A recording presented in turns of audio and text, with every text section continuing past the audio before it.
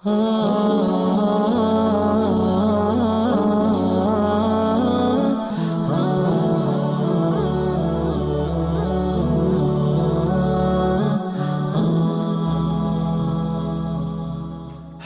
ومصلیاً ومسلما فاعوذ باللہ من الشیطان الرجیم بسم اللہ الرحمن الرحیم۔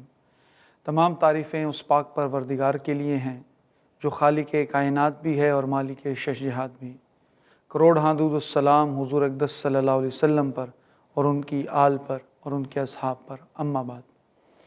حضرات گرامی، آج جو موضوع زیر بحث ہے وہ ہے روزوں کے اسرار و رموز۔ روزوں کے اسرار و رموز کے حوالے سے حضرات گرامی ہمارے یہاں مختلف کانسیپٹس ہیں، مختلف آئیڈیالوجیز ہیں۔ جب رمضان جس طرح آتا ہے تو لوگ روزوں کے بارے میں جاننے کی کوشش کرتے ہیں، وہ بہت زیادہ انتھوزیاسٹک ہوتے ہیں to know about how to we should live in Ramadan, کہ ہم اپنے رمضان میں کس طرح رہیں، ہم اپنے رمضان کو کیسے گزاریں، ہمارا رمضان کیسے ہونا چاہیے، یا رمضان کا مقصد کیا ہے، رمضان کی افادیت کیا ہے، what is the purpose of Ramadan, Ramadan کا آخر وجہ کیا ہے رمضان کی۔ تو حضرات گرامی آج ہم اس حوالے سے بات کریں گے۔ تو سب سے پہلے اسلام ایک دین فطرت ہے، Islam is the complete code of life. جب ہم اسلام کی بات کرتے ہیں تو ہم یہ نہیں کہتے، عموماً ہمارے ہاں اسلام کو مذہب سے تشبیہ دی جاتی ہے، لیکن اسلام دین ہے۔ دین اور اسلام میں بہت، جب ہم دین کی بات کرتے ہیں اور جب ہم مذہب کی بات کرتے ہیں، there is a difference between دین اینڈ مذہب۔ مذہب کس کو کہتے ہیں؟ مذہب از جسٹ اے وے، ایک طریق، ایک راستے کو ہم مذہب کہتے ہیں، جو ایک بہت ہی لمیٹڈ ہم اس کی انٹرپریٹیشن کرتے ہیں، جیسے ہم مذہب حنفی، مذہب شافعی، مذہب حنفی، مالکی۔ لیکن جب ہم دین کی بات کرتے ہیں، دین is the complete code of life. دین ایک دین فطرت ہوتا ہے۔ دین اس چیز کا نام ہے جس کے اندر تمام انسانیت سمو جائے۔ دین اس چیز کا نام ہے جو انسان کو پوری زندگی اس پہ چلنے سے کوئی آر محسوس نہ ہو، اس کو ڈیفیکلٹی محسوس نہ ہو، کوئی ایسی چیز نہ ہو وہ کہے it is against my habit, یا یہ کوئی میری فطرت کے خلاف ہے، بلکہ دین دین فطرت ہے۔ جیسے اللہ رب العزت خود قرآن کے اندر فرماتے ہیں ان الدین عند اللہ اسلام، کہ میں نے، اللہ رب العزت نے اسلام کو دین کہا ہے، مذہب نہیں کہا۔ تو اسلام دین ہے۔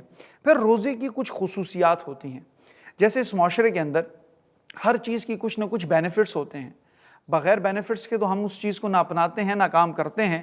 ہر انسان کا کسی نہ کسی چیز کے ساتھ کوئی نہ کوئی تعلق ہوتا ہے، اس تعلق کی نسبت سے فائدہ ہوتا ہے، تب ہم وہ کام کرتے ہیں۔ تو روزے کے بھی کچھ نہ کچھ بینیفٹس ہونے چاہیے، روزے کی بھی کچھ نہ کچھ خصوصیات ہونی چاہیے۔ تو روزے کی خصوصیت کیا ہے؟ روزے کی خصوصیت یہ ہے کہ روزے کے اندر اللہ رب العزت خود فرماتے ہیں، حدیث قدسی ہے، میرے نبی کریم صلی اللہ علیہ وسلم فرماتے ہیں کہ میرے اللہ فرماتے ہیں الصوم لی وانا اجزی بہ، کہ روزہ میرے لیے ہے اور اس کی جزا میں خود ہوں۔ اور ایک جگہ اور فرماتے ہیں الصوم لی وانا اجزی بہ، روزہ میرے لیے ہے اور اس کی جزا میں خود دوں گا۔ یہ دو روایتیں ہیں۔ ایک جگہ کہتے ہیں اس کی جزا میں خود دوں گا، I will give its reward، کہ اس کی جو ریوارڈ ہے، اس کی جو جزا ہے میں خود دوں گا۔ اور ایک جگہ فرماتے ہیں اتنی خوبصورت بات، ہماری پوری زندگی حضرات گرامی اس بات پہ گزر جاتی ہے کہ ہم اللہ رب العزت کو پا لیں، اللہ رب العزت کی قرابت کو اختیار کر لیں۔ ہماری زندگی کا مقصد کیا ہے؟ مقصد ہی اللہ کو پا جانا ہے۔ اللہ رب العزت روزے سے فرماتے ہیں الصوم لی وانا اجزی بہ، کہ روزہ میرے لیے ہے اور اس کی جزا میں خود ہوں۔ مطلب جو شخص روزہ رکھتا ہے صرف اللہ رب العزت کے لیے خالصتاً، تو وہ یہ یاد رکھے کہ اس کے ریوارڈ میں اللہ رب العزت اس کو خود مل جاتے ہیں۔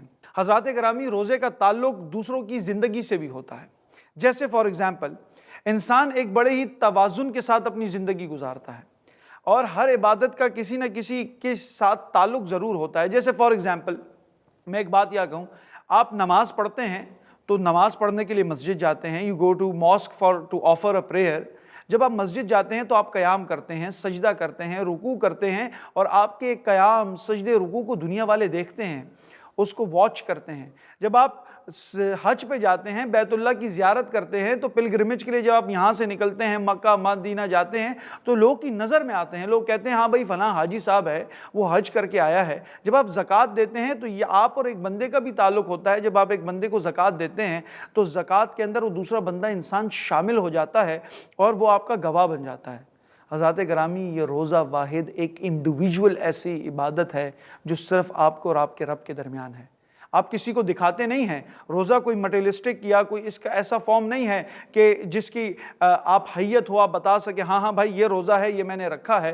آپ نماز پڑھتے ہیں تو کسی کو دکھتا ہے، حج پہ جاتے ہیں، بیت اللہ کی زیارت کرتے ہیں، نظر آتا ہے۔ زکوٰۃ، صدقہ، فطرہ جب آپ دیتے ہیں، کسی کو شامل کر کے دیتے ہیں، کسی کو دیتے ہیں، اس کو معلوم ہوتا ہے روزہ واحد ایسی چیز ہے، ایک ایسا نذرانہ ہے، ایک ایسا گفٹ ہے جو ایک دینے والے اور لینے والے کے درمیان ہے، جو محب اور محبوب کے درمیان کی بات ہے۔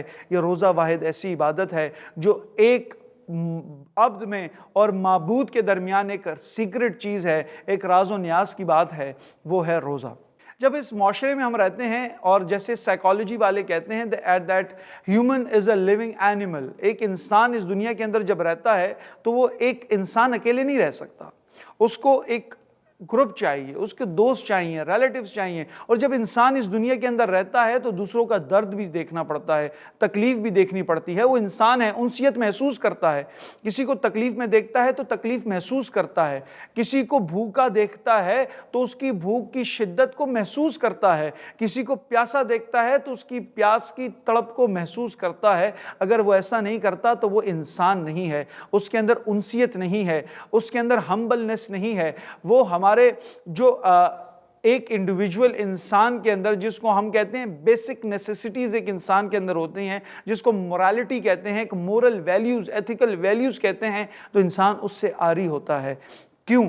کیونکہ جب انسان باقی عبادات کرتا ہے تو کہیں نہ کہیں وہ رب کے قربت تو حاصل کرتا ہے، لیکن روزہ ایک واحد ایسی عبادت ہے جب انسان بھوکا رہتا ہے، پیاسا رہتا ہے، تو اس کو اس چیز کا احساس ہوتا ہے ہاں اس دنیا میں ایسے لوگ بھی ہیں کہ جن کے لیے سفیشینٹ فوڈ نہیں ہے، they are suffering from this، ان کا پورا دن اس طرح گزرتا ہے، they are not getting a food that we are enjoying in our daily lives، وہ چیزیں نہیں انجوائے کر سکتے جو ہمیں ڈیلی لائف میں انجوائے کرتے ہیں۔ تو ہمیں روزہ رکھ کر یہ احساس ہوتا ہے کہ ہاں میں بھوک پیاس کی شدت سے ہمیں احساس ہوتا ہے کہ ہاں میں بھوکا ہوں، میں پیاسا ہوں، میرا بھائی بھی بھوک سے کیسے بلک رہا ہوگا، اس کی پیاس کی شدت اس کو کیسے تڑپا رہی ہوگی۔ جب ہم بھوکے پیاسے رہتے ہیں تو ہمیں ایک دوسروں کا احساس بھی ہوتا ہے، ایتھیکل مورل ویلیوز بھی ہمارے اندر اجاگر ہوتی ہیں۔ دوسرا، روزے سے ہم جہاد کی تربیت بھی ہوتی ہے۔ آپ سوچ رہے ہوں گے کہ جہاد کا تعلق روزے سے کیسا ہے؟ جہاد تو is taking a sword and going to the battle field ایک انسان کے، لیکن افضل جہاد کون سا ہے؟ تو رسول اللہ فرماتے ہیں میں تمہیں جہاد اصغر سے جہاد اکبر کی طرف نہ لے کر جاؤں؟ تو صحابہ فرماتے ہیں یا رسول اللہ جہاد اکبر کیا ہے؟ ہم ابھی جہاد کر کے نہیں آئے۔ فرمایا اے میرے صحابہ یہ تو جہاد اصغر تھا، جہاد اکبر کیا ہے؟ فرمایا یا رسول اللہ ہمیں بتائیں جہاد اکبر کیا ہے؟ فرماتے ہیں جہاد اکبر یہ ہے اپنے نفس کے ساتھ مستقل لڑنا، to fight with your own self is جہاد اکبر۔ پوری زندگی اپنے آپ کے ساتھ لڑنا، اس کو جہاد اکبر کہتے ہیں۔ اب انسان بیٹل فیلڈ میں تو کبھی کبھی جاتا ہے، کبھی کبھی جا کر اس کو جنگی لباس پہن کر کفار کے ساتھ لڑنا ہوتا ہے، لیکن انسان جس کے ساتھ مستقل بنیادوں پر زندگی گزارتا ہے وہ اس کی اپنی حیات ہوتی ہے، وہ اس کا اپنا اون سیلف ہوتا ہے۔ تو انسان جب اس دنیا کے اندر زندگی بسر کر رہا ہے تو مستقل اپنے آپ کے ساتھ لڑتا ہے۔ اب فجر ہے، فجر کی نماز میں اٹھنا صبح مارننگ میں بڑا سخت عمل ہے، لیکن انسان اپنے بستر کو چھوڑ کر اللہ کے سامنے کھڑا ہو، یہ جہاد اکبر ہے۔ آپ سے ملتے ہیں ایک چھوٹے سے بریک کے بعد۔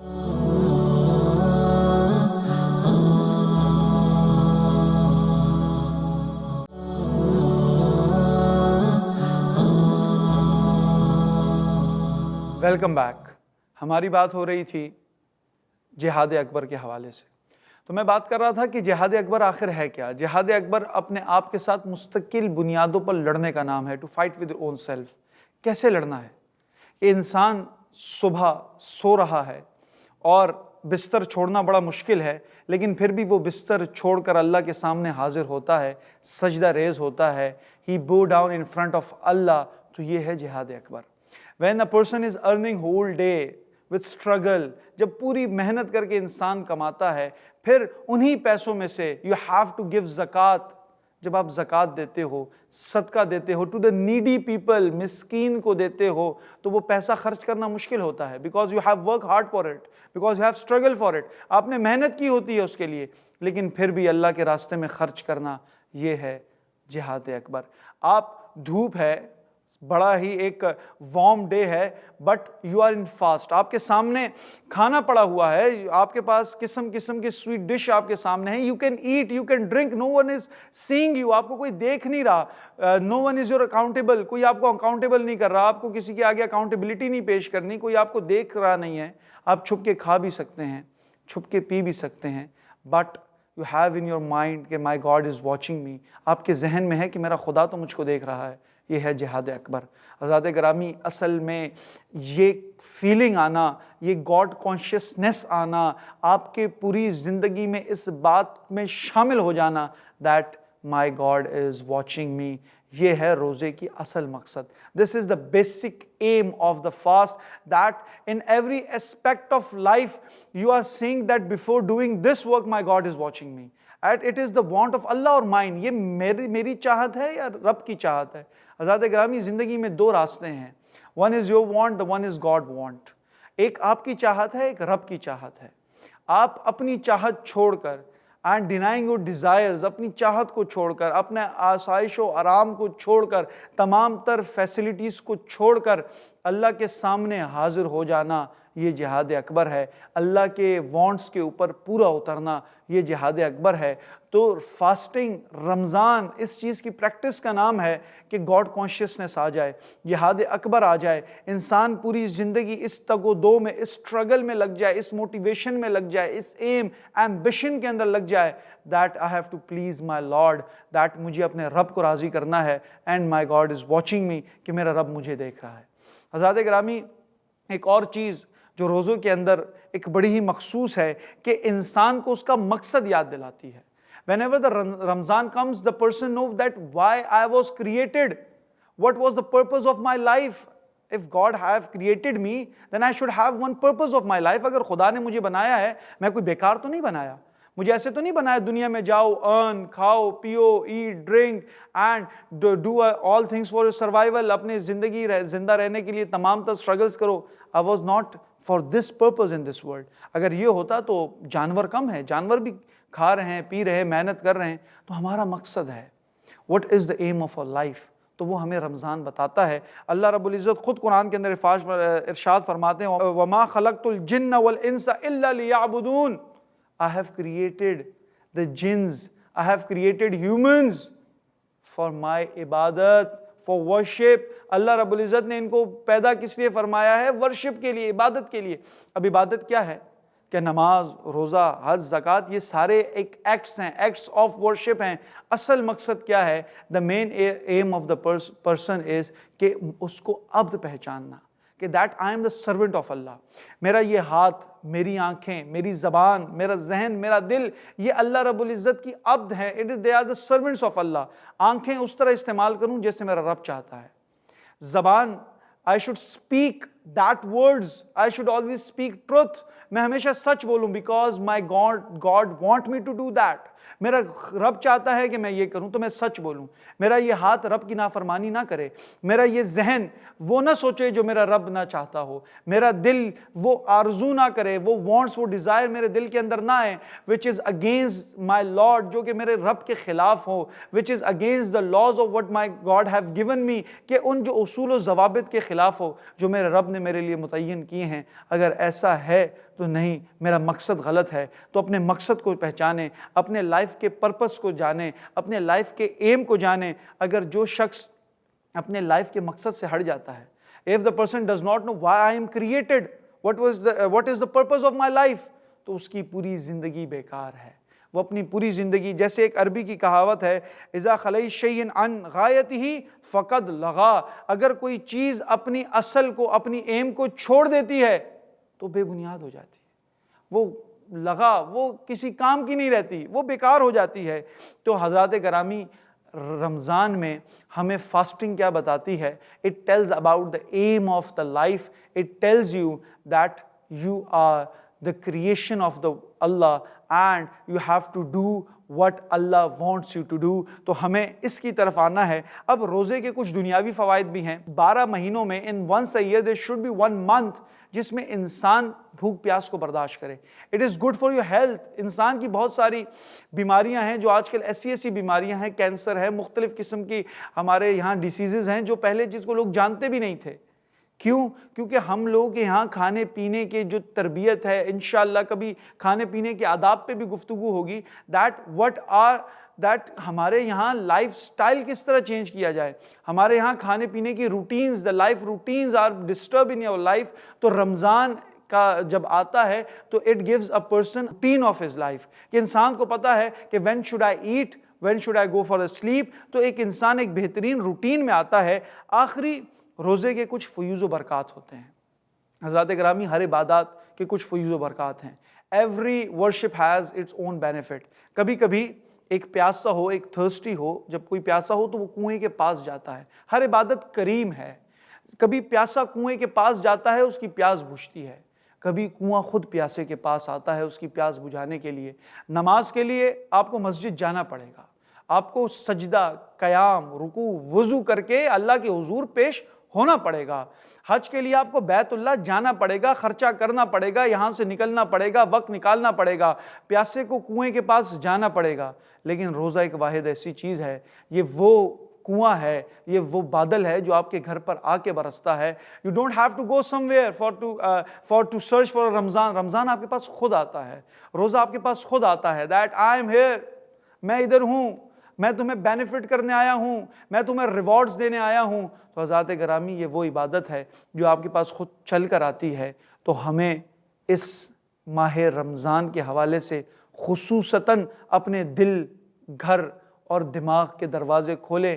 جب وہ ہمارے پاس آتا ہے تو we should be standing on a door to welcome the Ramadan, اور ہم اس رمضان کو ویلکم کریں اور اس رمضان کو ایسے گزاریں the same that the prophets and the companions used to do۔ ایسا ہی ہمارا رمضان ہو۔ اور اس گفتگو کا حاصل یہ ہے کہ رمضان کا مہینہ is a practice for your whole year۔ جو آپ رمضان میں اپنی روٹین بنائیں، کوشش کریں یہ نمازیں آپ کی 11 مہینوں میں بھی رہے۔ یہ نہ ہو کہ میں رمضان کے اندر نمازیں پڑھ رہا ہوں اور جیسے ہی رمضان جائے اور میں نمازیں چھوڑ دوں، but it should have a continuity in all 11 months in a year۔ تو رمضان کا مقصد یہ ہے کہ آپ کی پوری زندگی میں حسن سلوکی آئے اور مقام ابدیت آئے۔ وآخر دعوانا الحمدللہ رب العالمین۔